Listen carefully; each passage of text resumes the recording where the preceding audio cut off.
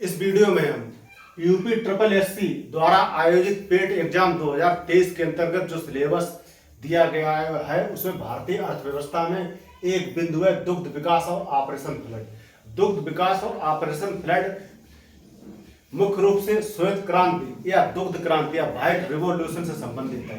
और अगर श्वेत क्रांति की परिभाषा दी जाए तो श्वेत क्रांति की परिभाषा इस प्रकार दी जा सकती है कि सहकारी स्तर पर इस प्रकार किए गए प्रयास या कार्यक्रम जिनके द्वारा दूध के उत्पादन में व्यापक वृद्धि हो और साथ ही साथ दूध की आपूर्ति में व्यापक वृद्धि हो, इसे श्वेत क्रांति के नाम से जाना गया है।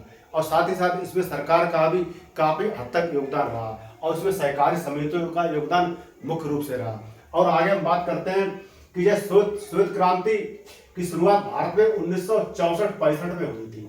1964-65 में हुई थी और उस समय एक प्रोग्राम चलाया गया था सघन पशु विकास कार्यक्रम। सघन पशु विकास कार्यक्रम चलाया गया था। और इस कार्यक्रम के अंतर्गत जो दूध की उत्पादकता थी उसको बढ़ाने के लिए और तेज बढ़ाने के लिए इस प्रोग्राम को चलाया गया। और उसके बाद 1970 में ऑपरेशन फ्लड को प्रारंभ किया गया।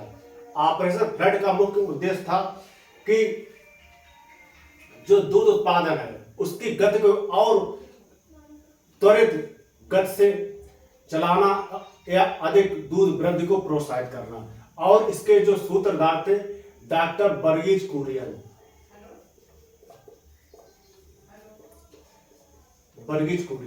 अगर दूध के आंकड़ों की बात की जाए, उत्पादन या प्रति व्यक्ति उपलब्धता की बात की जाए तो भारत में दूध का उत्पादन जो था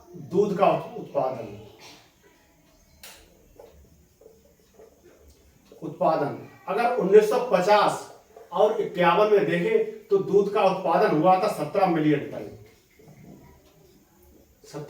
टन। अगर वर्तमान में इस उत्पादन की तुलना करें तो 2021 और 22 में ये 221 मिलियन टन हो गया। अगर प्रति व्यक्ति दुग्ध उपलब्धता की बात करें, प्रति व्यक्ति दुग्ध उपलब्धता अर्थात प्रतिदिन में एक व्यक्ति को कितना दूध मिलता है तो 1950-51 में 124 ग्राम प्रतिदिन उपलब्धता थी दूध की प्रति व्यक्ति के लिए। और जो कि 2021 और 22 में बढ़कर हो गई 444 ग्राम प्रतिदिन प्रति व्यक्ति। और अगर दूध के उत्पादन के राज्यों की बात करें तो टाइम्स ऑफ इंडिया की एक रिपोर्ट छपी थी 16 मार्च 2023 की रिपोर्ट में बताया गया था कि दूध के उत्पादन में राजस्थान प्रथम स्थान पे और दूसरे स्थान पर उत्तर प्रदेश है। वैसे उत्तर प्रदेश हमेशा से प्रथम स्थान पर ही रहा है, पहली बार राजस्थान प्रथम स्थान पर रहा है, दूसरे नंबर पर इसने उत्तर प्रदेश को विस्थापित कर दिया है। अगर दूध का कटोरा की बात की जाए तो दूध का कटोरा उत्तर प्रदेश को कहा जाता है। अगर दूध की राजधानी कैपिटल ऑफ मिल्क किसे कहते हैं या दूध की राजधानी गुजरात के जो आनंद जिला है उसे कहते हैं। और आगे इसके बारे में बात करते हैं कि अगर विश्व के संदर्भ में देखा जाए तो भारत में सबसे अधिक दूध का उत्पादन होता है और दूसरे नंबर पर अमेरिका में दूध का उत्पादन होता है। भारत में आधे से अधिक दूध का उत्पादन भैंसों के द्वारा होता है या आधे से अधिक दूध भैंसों के द्वारा प्राप्त होता है और लगभग 40% दूध गायों के द्वारा प्राप्त होता है और बचा हुआ शेष प्रतिशत जो दूध प्राप्त होता है वो भेड़ या बकरियों या अन्य जानवरों जैसे ऊंट के द्वारा प्राप्त होता है, ऊंटनी के द्वारा प्राप्त होता है। और आगे बात करेंगे कि दूध के उत्पादन के लिए 1955 में हरियाणा के करनाल में national dairy research institute NDRI की स्थापना की गई थी। और इसके अलावा मतलब भारत आजाद होने के बाद 1947 और 1970 के बीच प्रति व्यक्ति दूध के उत्पादन की वृद्धि दर केवल 1% ही थी, मतलब सरकार के अथक प्रयासों के बाद। लेकिन 1970 के बाद जो प्रति वर्ष जो दूध की आर्थिक वृद्धि थी या दूध की उत्पादन वृद्धि थी, वो बढ़कर लगभग 4.5% हो गई या 4.4% हो गई। अब इस प्रकार दूध का जो उत्पादन था उत्तरोत्तर बढ़ता ही चला गया और इसी को श्वेत क्रांति के नाम से पुकारा जाता है कि 1970 के बाद दूध के उत्पादन में अचानक से बहुत तेजी से वृद्धि हुई, इसी को श्वेत क्रांति कहा गया। और श्वेत क्रांति यह ऑपरेशन फ्लड से संबंधित है। अगर ऑपरेशन फ्लड की बात की जाए तो 1970 में राष्ट्रीय डेयरी विकास कार्यक्रम के अंतर्गत ऑपरेशन फ्लड था, उसका प्रथम चरण चलाया गया। ऑपरेशन फ्लड का फेज फर्स्ट या प्रथम चरण चलाया गया और इसके अंतर्गत इस चरण को 10 राज्यों में शुरू किया गया।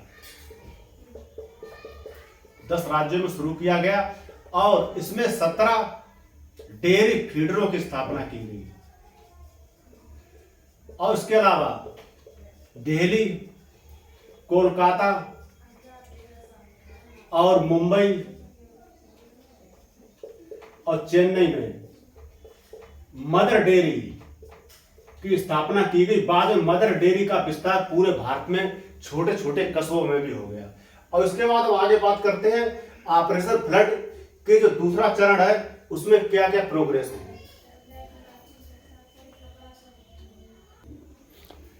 इसके बाद ऑपरेशन फ्लड का दूसरा चरण चलाया गया।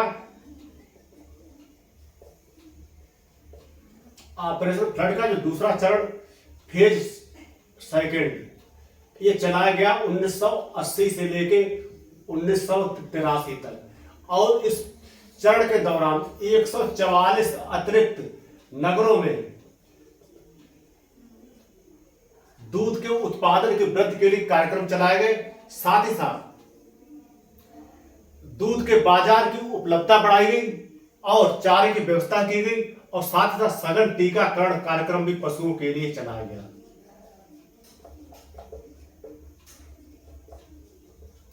और ऑपरेशन फ्लड का जो तीसरा चरण या थर्ड फेज 1985 से लेके 1994 के दरमियान चला और इस चरण को 22 राज्यों के 22 राज्य और उनके 250 जिले इनमें इस चरण को विस्तारित किया गया और साथ ही साथ इस चरण के अंतर्गत इन जिलों में 170 अतिरिक्त दुग्ध या दूध केंद्र स्थापित किए गए और संग्रहण केंद्र दुग्ध संग्रहण केंद्र भी स्थापित किए गए। इसके अलावा सरकार ने 2003 और 2004 में कई कार्यक्रम चलाए जो ग्राम स्तर पर चलाए। इसमें जो कच्चे दूध की उपलब्धता थी उसे ग्राम स्तर पर बढ़ाने का प्रयास किया गया और साथ ही साथ दूध की वितरण और दूध की जो ढुलाई होती है उस पर ध्यान दिया गया और जिससे आसानी से दूध ग्रामीण क्षेत्रों से शहरी क्षेत्रों में पहुंच सके। और इसके अलावा जो दुग्ध उत्पादक थे उनके प्रशिक्षण की योजना चलाई गई और अगर ऑपरेशन फ्लड की सफलता की बात करें तो इसमें मुख्य रूप से सबसे पहले बात आती है जो विदेशी नस्लें थी। विदेशी नस्लों के सहयोग से यहाँ पे जो अच्छी नस्ल वाली गायों को पैदा किया गया और उनसे दूध की उपलब्धता बढ़ाई गई। इसके अंतर्गत इंडो स्विस, इंडो जर्मनी नस्ल की गायें और इंडो डेनिश और इंडो ऑस्ट्रेलियन नस्ल की जो गायें थी उन गायों को भारत में लाया गया और उनसे संकरण कराकर अन्य गायों को पैदा करके दूध की उपलब्धता या उत्पादकता को बढ़ाया गया। और साथ ही साथ इसमें दूसरा फैक्टर रहा कि भारत ने उस समय ऑपरेशन फ्लड के दरमियान जो एसएमपी अर्थात स्किम्ड मिल्क पाउडर को बड़े पैमाने पर विदेश से आयात किया और आयात करने के बाद इसे यहाँ पे दूध में बदला, तरल दूध में बदला और जिससे एक दुग्ध क्रांति पैदा हुई या प्रारंभ हुई जिसे श्वेत क्रांति के नाम से जाना जाता है। इससे पहले भारत में जो गायें थी वो बहुत कम मात्रा में दूध दिया करती थी, इसलिए विदेशी लोग भारतीय गायों को मजाक में टी कप काऊ कहा करते थे, अर्थात उनसे केवल उतना ही दूध निकल सकता था कि जितना केवल 1 कप चाय बन सके। तो ये तो हुआ दुग्ध विकास और ऑपरेशन फ्लड से संबंधित जानकारी है।